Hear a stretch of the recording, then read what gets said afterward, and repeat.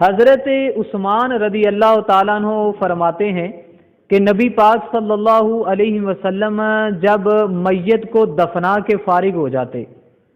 وقف علیہ، تو نبی پاک صلی اللہ علیہ وسلم وہاں پر ٹھہر جاتے اور کیا فرماتے؟ فقال استغفروہ، نبی پاک صلی اللہ علیہ وسلم فرماتے کہ اس کے لیے استغفار کرو، اور فرماتے کہ اس کے ثابت قدم رہنے کے لیے اللہ سے دعا کرو، کیونکہ اس سے اب سوال ہونے والے ہیں۔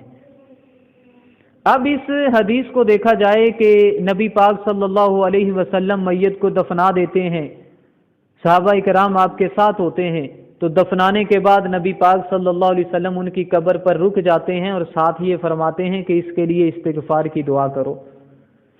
اس کے لیے اس کی استغفار کی دعا کرو، اور اس کے بعد اس سے سوال ہونے ہیں۔ اب اس حدیث سے یہ پتہ لگا کہ بھئی دیکھو کہ کسی کے لیے دعا کرنا، زندہ بندے جب کسی کے قبر پہ یا کسی جگہ پہ کھڑے ہو کے دعا کرتے ہیں تو اس بندے کو قبر میں فائدہ ضرور ہوتا ہے۔ یہ ہمارے ایک بہت اچھا عمل ہے، ہم جب کسی کو دفناتے ہیں، اس کی تدفین کرتے ہیں، تو ہم اس کے بعد اس کی قبر کے چاروں اطراف گول دائرہ بنا لیتے ہیں، ان میں سے کوئی قرآن کی تلاوت کرتا ہے، کوئی سورۃ بقرہ کی آیتیں پڑھتا ہے، کوئی سورہ یاسین کی تلاوت کرتا ہے، اور پھر مٹی بھی ڈالتے ہیں، اس کی تدفین بھی کرتے رہتے ہیں۔ تو اس کے بعد یہ تدفین کرنے کے بعد یہ ایک بہت اچھا عمل ہے، اور بعض ہمارے یہاں پہ اب اذان دی جاتی ہے، تو احمد یار خان نعیمی علیہ رحمہ نے لکھا یہ بھی ایک بہت اچھا عمل ہے۔ اس میں ہوتا کیا فرمائے کہ یہ اسی حدیث اس کی ماخذ ہے کہ نبی پاک صلی اللہ علیہ وسلم نے حکم دیا ہے کہ بھئی تم نے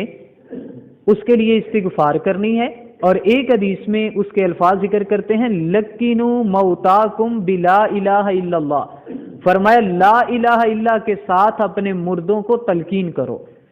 تو اذان میں بھی لا الہ الا اللہ کے الفاظ آتے ہیں کہ رب ذوالجلال کی حمد و ثنا بیان کی جا رہی ہے، تو فرمایا قبر پہ یہ بھی ایک مستحب عمل ہے۔ اور اس کے بعد فرماتے ہیں کہ دیکھو جو بندے قبر پہ جاتے ہیں، جب تک وہ اس کی قبر پہ رہتے ہیں تب تک سوال اور جواب شروع نہیں ہوتے، جب وہ اسے لوٹ کے واپس جاتے ہیں تو اس کے بعد اس سے سوال کیے جاتے ہیں۔ لیکن فرمایا نبی پاک صلی اللہ علیہ وسلم نے فرمایا کہ اپنے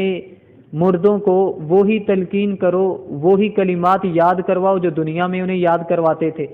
وہ کلمات کیا ہیں؟ فرمایا انہیں یہ کہو کہ بھئی تمہارا رب اللہ ہے،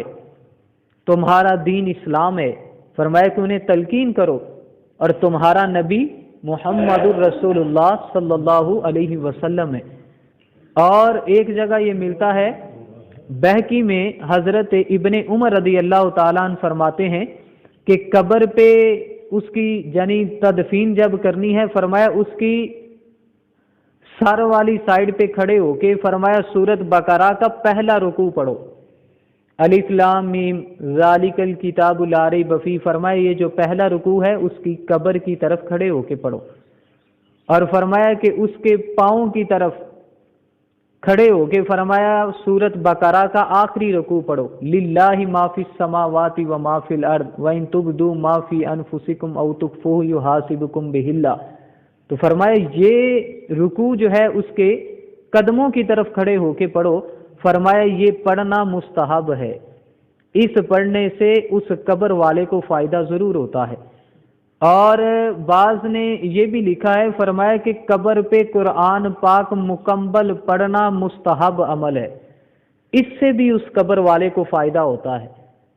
تو اسی طرح بعض نے یہاں تک بھی لکھ دیا، کہا کہ وہاں پہ قبر پہ کھڑے ہو کے نا 2-4 فقہی مسائل بیان کر دو، اور اس کا ثواب جو ہے اس میت کو پہنچا دو، فرمایا اس کا بھی فائدہ اس قبر والے کو ہوگا۔